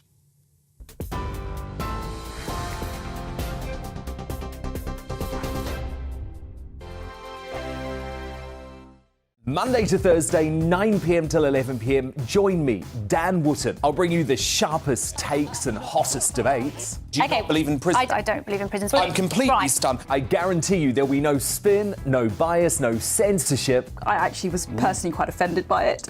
And no reason to go to bed. So I guess they've always been quite woke. That's Dan Wootton tonight on TV, radio and online. Monday to Thursday from 9 p.m. till 11 p.m. on GB News. The People's Channel, Britain's news channel. Every morning from 6 o'clock, we'll wake you up with GB News Breakfast with all the stories you didn't know from the night before. So whether it's serious news, entertainment, or your own views from all over our great nation, we're here to kick off your day with a smile. The national media should be reflecting and reporting what's happening here. You will notice the northwestern accents. Whether you're with us on TV, radio, or online, every morning, it's breakfast from 6 a.m. Hope you can join us. Join me every Sunday at 6 p.m. for Gloria Meets. In exclusive interviews, I'll be finding out who our politicians really are and what they really think. It's something that you would never want anyone to suffer. I didn't know what channels there were. B, I didn't think I'd be believed. I must have weighed about 7 stone and I'm 5'8". My instincts was to sort of cover this up. I mean, clearly that was a mistake. Join me every Sunday at 6 p.m. on GB News, the People's Channel, Britain's news channel. Hello there, it's Eamon Holmes here from Breakfast on GB News. We're not just on your television and your screens, you know. We're on DAB plus digital radio, so you can listen to your favourite shows on the move. If you've not yet listened to GB News Radio, it's very simple. We're on your radio player and TuneIn apps, on your smart speaker, phone or tablet, or online at gbnews.uk. Take us with you wherever you go. GB News Radio. You never have to miss a moment of the People's Channel. My name's Tom Harwood and join me 9:30 a.m. every weekday for The Briefing, your one-stop shop for everything you need to know about what's going on in politics today. I wonder if this is a deal that might need to be like the biscuits in this factory, twice baked. Is there not an opportunity here to win out against the extremes? Tom Harwood, GB News. What are you going to do about it? Things should have been done differently, and they certainly are being done differently. Don't miss it. The Briefing with me, Tom Harwood, 9:30 Monday to Friday on GB News. Hello, I'm Simon Evans. Join me on GB News for Headliners at 11 p.m, where I'll be joined by two of the country's top comedians as we take a look at tomorrow's newspapers tonight. If it's a big story, we'll be covering it, I guarantee, but we'll also have some fun along the way. That's GB News Headliners at 11 p.m. We won't put you to sleep, unlike some of the other pay-per-review shows out there. So join us, 11 p.m, 7 nights a week.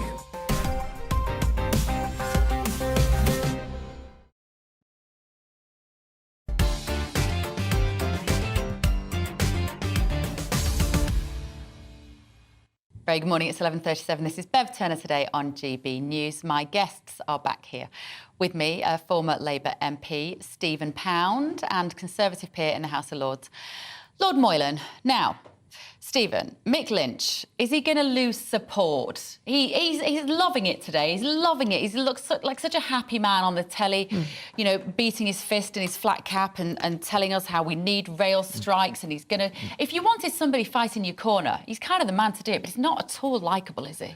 Well, I thought that he lost it yesterday. I know we don't like to talk about minor news outlets, but there's one called the BB something or other. Oh, the interview in the morning. Yeah. Yes, and I that's heard extraordinary. And it ended up with his people piling on, Yeah. saying, oh, Mr. Hussein's father was the head of the Pakistan security service. It was pretty awful. Look, I would have thought, I mean, Mick Lynch, everybody said he's a very, very canny operator. He was dreadful on Have I Got News For You? And as someone who was dreadful on Have I Got News For You, I recognise that. But look, if he was really clever, what he would say is, look, I've listened to what the people have said. I'm going to call off the strikes to give you Christmas, and if we can't have a deal, then we'll be back on in the new year. That would have been really, really good PR. Instead of which, going with the, oh, it's good to be back with the old flat cap round the brazier, it's like Arthur Scargill never died. Well, oh, no, we didn't. OK, fair enough. You know, and that's the sad thing. He did lose his cool, didn't he? Well, it's emerged, obviously, he's on £84,000 a year, and yet the rail workers are losing up to £5,000 a day for the strikes that he wants to make happen. I don't really understand that. Do you? No one's losing £5,000 a day. Nobody's losing £5,000 a day, but the truth is that rail workers are... I used to be Deputy Chairman of Transport for London. I used to take account of what the unions and the RMT and ASLEF were doing, though I never negotiated with them directly because you need professional negotiators for that. The RMT is a very successful union and they get a lot of what they want. But the truth is that as a result of that, rail workers are generally pretty well paid compared to much of the workforce. They're pretty well paid, and they lose money when they go on strike. And the way to see off an RMT strike is you have to sit it out. Yeah. One of the reasons that they go on strike on a Tuesday and a Thursday, of course, is that and then they turn up for work on a Wednesday when the trains are all in the wrong place, is they'd get 3 days disruption, but then you lose 2 days' pay. One thing I'd do if I were the government is I'd say we're going to find a means of docking the pay for the day in the middle, because it's when it hurts in their pockets that they start drifting back to work. So it's quite hard for the RMT to sustain very long strikes, and they've played it this way with disruption here, disruption there, maximum disruption for minimum loss of pay. But there will come a point quite soon when even if they got their every demand on pay, they would still be worse off as a result of the strike. Well, they're still getting 2/3 in strike pay. I mean, the RMT has a massive war chest. A number of the unions have a huge amount of money put aside, and you don't get 100% of your pay when you're on strike, mostly because in transport, you've got your basic salary plus your overtime, and don't forget, you get pretty good money for Sunday working. But on the other hand, they are actually getting that. I think seeing it out, it didn't work with the miners. I just don't see it working. He was very aggressive yesterday in these interviews, and there is some speculation this is because he knows he's losing the support of his members. He's also going to lose the support of the public, though, isn't he? Because this time of the year, we've had 2 bizarre, disrupted, semi-remote Zoom Christmases thanks to COVID decisions. And now we're all looking forward to a Christmas together. And genuinely, the impact of this on families that will not be able to travel is real. It is real, but I think you overestimate the effect of public opinion on the RMT. If Mick Lynch is sounding aggressive, it's much more likely because they're very factionalised. The people who run it, they're not united. I mean, they all hate each other at the top of the RMT, and they're all disagreeing on fine points of Marxist doctrine.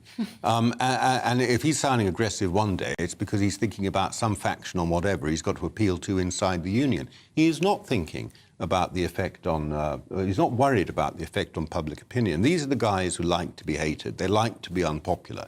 This is the one union that actually, its hallmark is, we're the bad guys. And we don't mind being the bad guys. So I don't think he's that worried about that.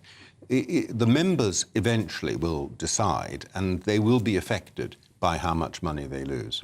Bob Crow, of course, made a big thing about being a Millwall fan, saying nobody likes us, but we don't care. That's right. It's they're the Millwall union, yeah. That attitude, it's a bit of an insult to Millwall, really. No, it is true. It is a bit of an insult. Where's this going to go, though? If we've got Mark Harper, Transport Secretary, telling new news outlets yesterday, we don't have a bottomless pit of money. You've got Mick Lynch becoming more and more intransigent and belligerent on every single interview. We go into Christmas, there's more disruption. What does this look like in the new year, do you think? Well, there comes a point where either the government says we can't bear the pain anymore, so we'll give them nearly everything they want, and then we'll pretend we haven't. Or you come a point where the unions say we can't bear the loss of income anymore, and we'll give up. We'll claim we've total victory, because whenever the RMT do anything, at the end of it, they always claim it was a total victory. That's their standard phrase. So they'll claim total victory, but they'll settle for something less. Right. And you've got to see whose nerve cracks first. That's how it will work. Just one last quick question. It is, of course, Wednesday, so we have a slightly truncated show on a Wednesday. You're in PMQs today, Stephen Pound. What do you get to ask Rishi Sunak? You got one question. Well, I won't do what everybody does at this time of year and ask, what would you like for your Christmas present? I'd say, Morocco, France. Will you support Morocco? If not, why not? Lord Moylan. I'm afraid mine's a bit more serious. I'd say it's time now. You've been Prime Minister for a while. Is it this side of Christmas or the other side of Christmas that you're going to set out your vision for the country and what you see, where you see yourself taking us over the next 2 years and beyond? Well, I'm very reassured that as a Conservative Lord, you don't know the answer to that question either, because none of us do. Well, I'm a Conservative Lord, yes, but I'm also just an ordinary Conservative Party member. I happen to vote for Liz Truss. I did so at this desk. That went well, on your network. That went well. Yeah. And I won, and I haven't got her. I've got somebody else. And I wasn't asked the second time round, so I'd like to know the answer. I'd have asked him if there'd been hustings. OK, right. Thank you, gentlemen. If I don't see you before, have a very happy What would you like for Christmas? Same to you. What would you like? Can I just say, Stephen Pound brought me a box of chocolates today. Brought me a box of House of Commons chocolates. Yeah, so you can come back. And you see what you didn't do so well. I lose that. And the House of Lords ones. You can bring me the House of Lords chocolates next time. Right, we must move on. It has flown by. Coming up next is GB Newsday with Mark Longhurst. I'm Bev Turner. I'll see you tomorrow morning at 10. Alex Deakin here with your latest weather update. It is another cold one today. Many places seeing plenty of bright winter sunshine, but we do still have some snow showers and ice is a continued risk. And it's still very windy in Shetland. It's low pressure. Look at the isobars squeezing together. Very windy conditions in Shetlands, blustery right across northern Scotland. Further snow showers here. Mild air try to get into the southwest through the night, and there's some rain from these weather fronts across the Channel Islands. But otherwise, it is mostly dry, quite cloudy at times across parts of eastern England, and snow showers coming in across northern Scotland with that gusty wind, and a few wintry showers just affecting eastern parts of England and northern parts of Northern Ireland. So it could be icy here as temperatures stumble to get up to 3 or 4 Celsius, and many places staying at 1 or 2 degrees. Quite quickly, those temperatures will drop back below freezing this evening as well. We'll see more snow showers coming in across northern Scotland. Yellow warning remains in place here. It remains windy as well, although the wind's perhaps